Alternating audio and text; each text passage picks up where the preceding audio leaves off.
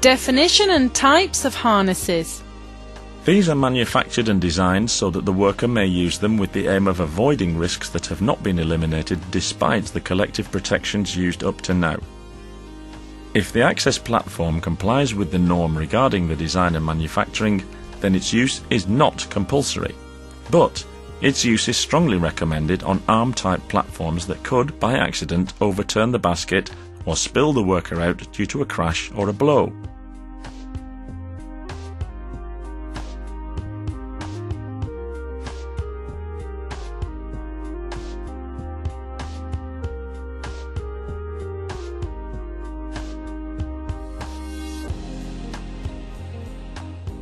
Nowadays, there is controversy among the renting companies, manufacturers and operators over its introduction, also on the scissors-type platforms, since the most common accidents on this type of platform are due to overturnings. And it is possible that the worker might get tangled up with the harness and be crushed in the basket if the whole unit falls.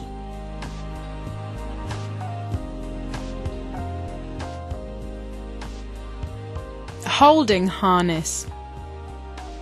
This is a component that surrounds the body, which is formed by ordered and elements connected in the right manner, fastened to anything in order to hold it tight. Its function is to hold the worker in working position and to prevent him reaching a point from where a fall may take place. Suspended harness. This is formed by one or more flexible bands and one or more connecting areas. Its function is to allow a worker to operate while suspended by keeping at least the upper part of the body and the head in an upright and stable position. Falling belt. This is a harness with or without support and a tightening element that may be equipped with something to soften the falls. Its function is to break and to stop the fall by trying to absorb the energy that has been produced as much as possible.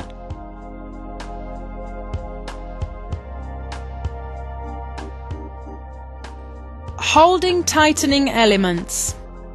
These are components that allow the holding belt to be fastened onto a fixed structure. The element of holding tightness may consist of a band or a cord of synthetic fibers or a steel cable.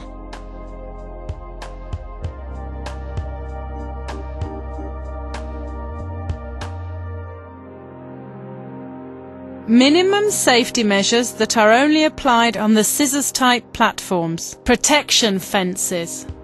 The protection fences prevent cuttings or crushings with the scissor mechanism from occurring.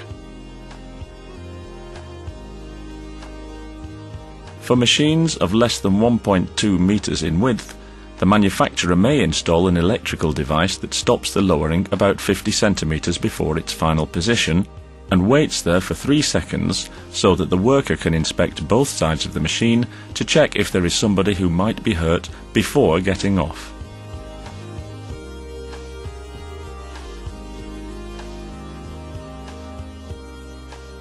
Anti-overturning bars.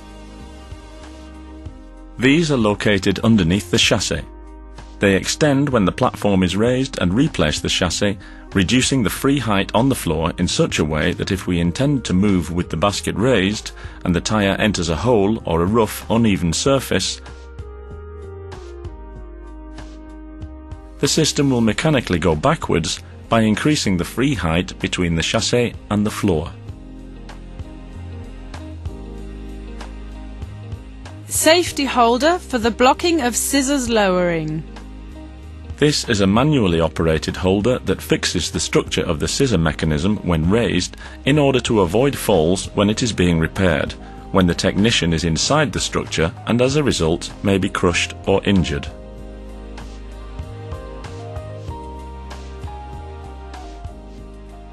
D. Procedures and safety.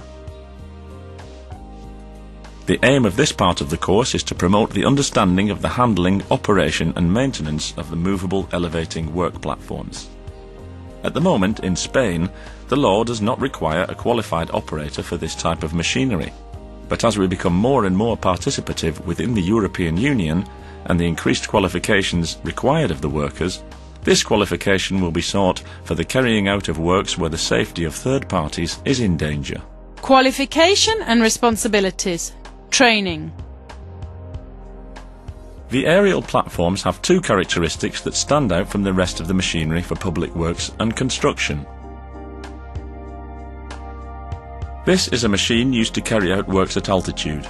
Its misuse may have negative consequences for the operators and third parties that are in and around the work area.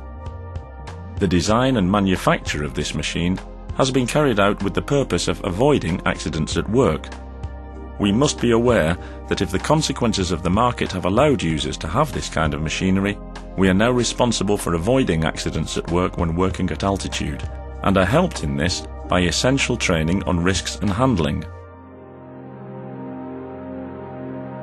This is used by a large variety of operators.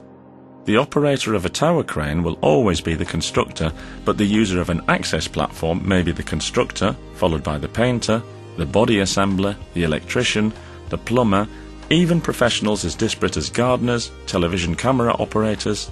In a word, anyone who wants to be safely elevated a few meters from the ground. Health and capacity. In jobs where the use of access platforms is necessary, their operators are required to be in good health with regard to eyesight and hearing. Very important. You must not be under the influence of alcohol.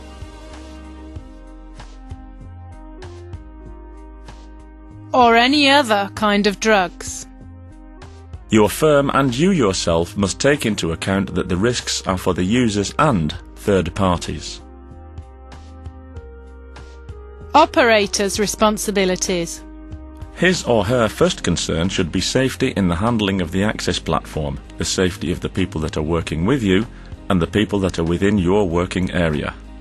You should follow the instructions of the manual given by the manufacturer and not exceed the working limits advised by the manufacturers themselves. You should carry out routine checks on the machine, since its good condition will ease the risk of causing and suffering unnecessary accidents. Do you remember? Why are the aerial platforms different from the rest of the machinery used for public works and construction? Because they carry out work at altitude with people inside, and also due to the wide variety of operators who handle them. What should we never do in order to be completely focused on using an aerial platform? We should not be under the influence of drugs or alcohol. What three responsibilities does the operator have? Safety in the handling of the aerial platform, following the handling instructions that appear in the manual published by the manufacturer, carrying out routine checks on the machine. Transport within the workplace. Make sure that your platform meets the requirements for moving itself over the ground.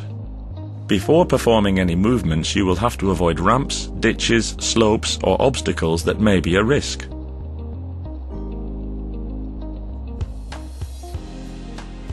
Get to know the direction in which the platform is going and avoid transporting until you have inspected the non-visible places.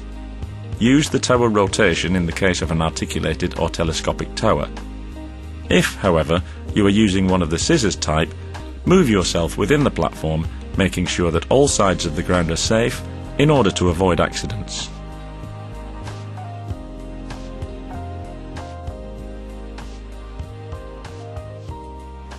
Settling and stabilization of the workplace. The land where the platforms work has to be stable. A non-stable ground may cause an overturning accident. Here are some typical conditions of land that should be avoided at all times. Non-compacted ground. Earth or other types of material that have been placed without being compacted.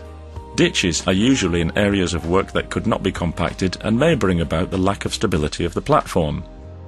Bear in mind the weight of the machine itself, since this may bring about the sinking of the ground and as a result of that, the falling of the platform. Beware of sewage and waste pipes or other obstacles, since the weight of the machine